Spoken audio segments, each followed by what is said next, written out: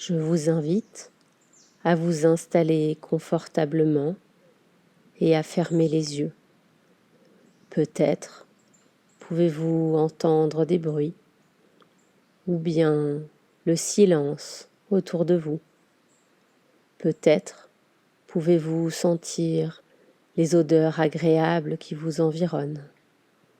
Vous pouvez aussi prêter attention à vos ressentis corporels, les zones de confort et celles qui le sont peut-être moins, la température extérieure et sa perception intérieure, comme si une partie de vous restait là, à écouter ma voix, tandis qu'une autre partie de vous partait à la recherche de vos sens et de vos sensations. Car les sensations peuvent parfois être sensationnelles, à tel point qu'elles nous ancrent dans le moment présent, comme un bateau à son ancrage. Mais au gré des marées, l'amarre s'attache et se détache, en se laissant porter par le courant et par les désirs des navigateurs. Et peut-être que vous aussi, vous pourriez accepter de fluctuer au gré des moments, car l'instant de maintenant est différent de l'instant suivant. Et tout en écoutant ma voix, vous pourriez vous sentir plongé de plus en plus profondément en hypnose, comme on plonge tout entier dans un moment qui nous fait du bien, nous apaise et nous régénère. Et même si je ne sais pas précisément ce que vous allez ressentir durant cette courte séance, je sais que votre inconscient pourra y trouver les ressources nécessaires pour vous aider à profiter au mieux de chaque instant. J'aimerais commencer en vous racontant l'histoire d'Audrey. Elle était une excellente coureuse. Depuis l'enfance, elle aimait la vitesse et, très rapidement, elle avait participé à des compétitions et à des championnats. Elle aurait pu se lasser de toujours courir, mais elle appréciait rencontrer des gens différents, observer de nouveaux paysages et s'émerveiller de la beauté et de la diversité du monde.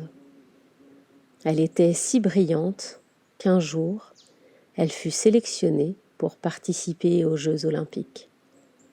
Et soudain, alors que tout semblait aller bien dans sa vie, elle se mit à se sentir mal.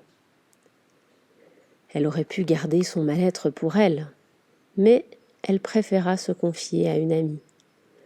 Elle expliqua qu'elle entendait les gens autour d'elle dire qu'elle était au sommet de sa gloire, mais que lorsqu'elle entendait parler de sommet, elle voyait surtout qu'ensuite ça redescendait. L'amie d'Audrey la rassura en lui disant qu'elle pourrait rester au top après, qu'on avait la possibilité de se détacher des phrases toutes faites, proverbes, dictons, des maximes.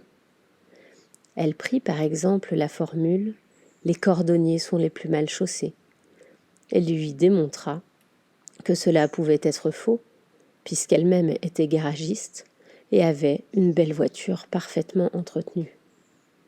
Audrey fut rassurée. Cela lui avait fait beaucoup de bien de se confier. Mais comme elle se sentait encore un peu chamboulée, elle alla demander conseil à sa grand-mère. Celle-ci lui demanda si elle avait d'autres projets, une fois les Jeux olympiques passés. Audrey n'y avait pas songé.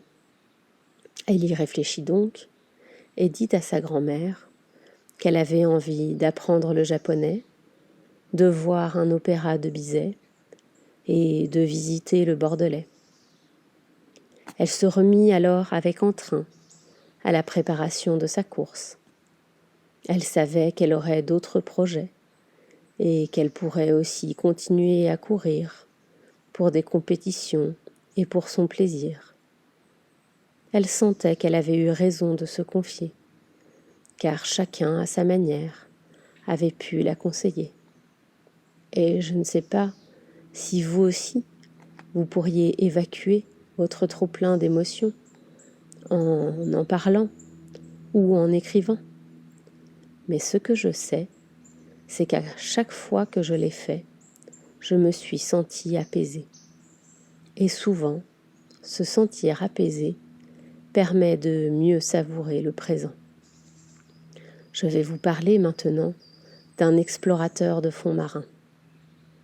Dès l'enfance, il avait été passionné d'aventures de pirates et de chasse au trésor. Il racontait à tous qu'il voulait en faire son métier. Tandis que certains le prenaient pour un doux rêveur un peu fou, d'autres avaient cru en lui et l'avaient soutenu. Ce sont ces derniers qu'il avait choisi d'écouter. Ses parents, d'ailleurs, avaient été de cela.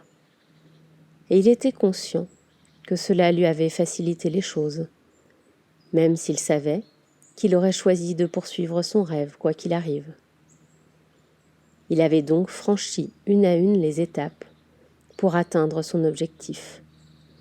Cela n'avait pas toujours été simple, il aurait pu se décourager, mais il avait préféré continuer à avancer vers son rêve.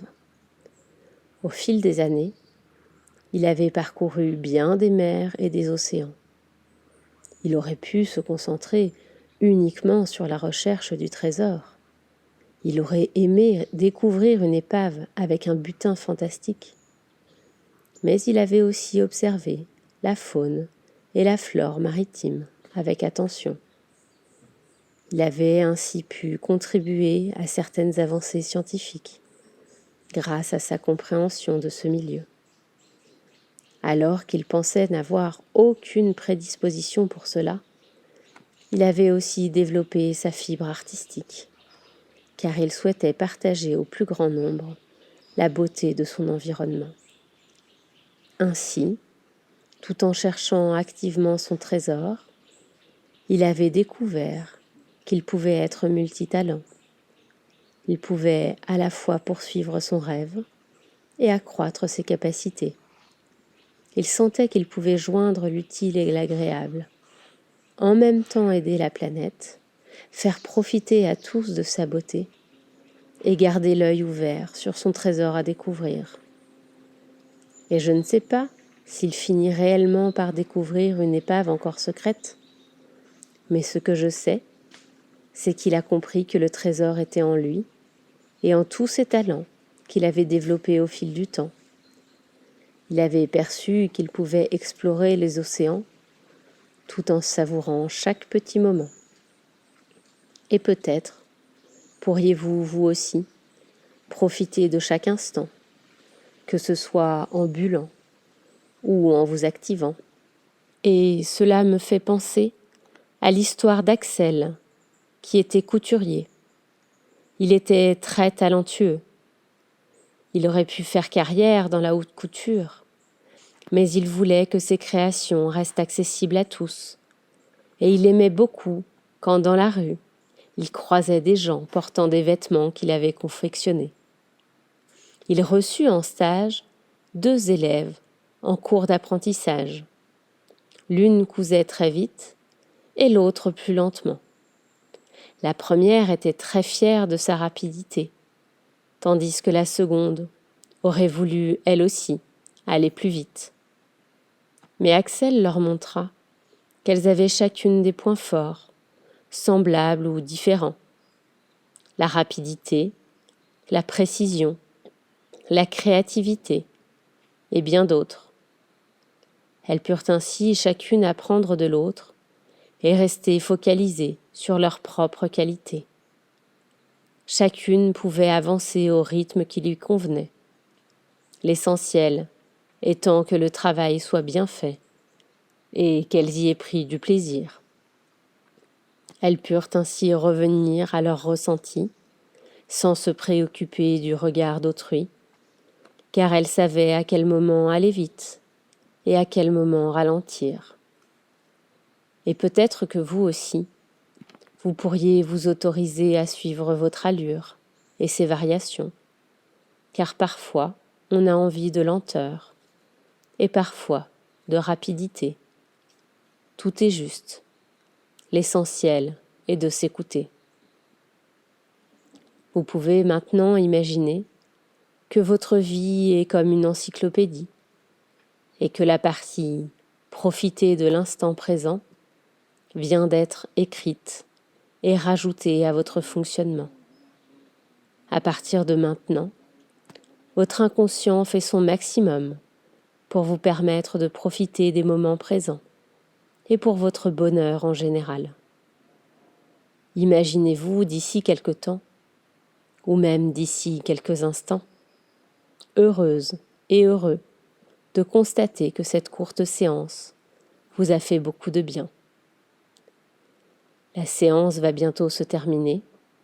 Vous allez pouvoir réunir toutes les parties de vous et quand vous le souhaiterez, vous pourrez revenir ici et maintenant, au moment présent, et rouvrir les yeux à votre rythme.